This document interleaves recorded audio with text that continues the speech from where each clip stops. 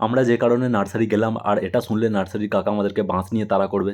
আর আমি মার খাবো তো খাবো, একা কেন খাবো, তাই পল্টুকেও সঙ্গে করে নিয়ে এসেছি। নার্সারি তখন বন্ধ ছিল আর লেখা ছিল বিনা অনুমতিতে প্রবেশ নিষেধ, কিন্তু আমরা কার কথা কবেই বা শুনেছি। সে যাই বা হোক, জীবনে অনেক সমস্যা চলছে, আর ওই সমস্যার সমাধানের জন্য আমার ওই গাছটাই চাই। সব সমস্যা তখনই মিটবে যখন আমি ওই গাছটা খুঁজে পাবো। তাই আমরা হন্যে হয়ে নার্সারির ভেতর গভীর জঙ্গলে এদিক ওদিক খুঁজতে লাগলাম। তার মধ্যেই হঠাৎ পল্টু বলে উঠল, পেয়েছি। কিন্তু না, গিয়ে দেখি জবা। তাই আমি আবার মন খারাপ করে এদিক ওদিক খুঁজতে লাগলাম কোথায় আছে সেই গাছ।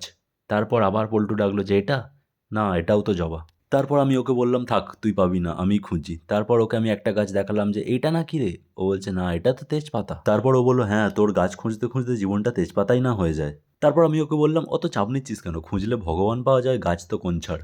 তারপর আমরা আবার খোঁজায় মন দিলাম, এদিকে ফলের গাছ, ওদিকে ফুলের গাছ, ওদিকে বাহারি গাছ। এই সব গাছের ভিড়ে আমাদের গাছটাই আর খুঁজে পাচ্ছি না। তারপর নার্সারির কাকাকে একটু খুঁজে দিতে বলে, কাকা একটা জবা গাছ নিয়ে এসে দেখালো। তারপর দেখালো মাধবীলতা। তারপর আমাকে পল্টু বলল, তুই যেটা খুঁজছিস এটা পৃথিবীতে এক্সিস্ট করে না, তার থেকে তুই এই ফুলটা দেখ কি সুন্দর। তারপর আমরা আর কি করব, কাকা যেই গাছগুলো খুঁজে দিল সেইগুলো কিনেই বাড়ি চলে এলাম। আর আমি যেই গাছটা খুঁজছিলাম সেই গাছের নাম যদি কেউ জেনে থাকো তাহলে কমেন্ট করো।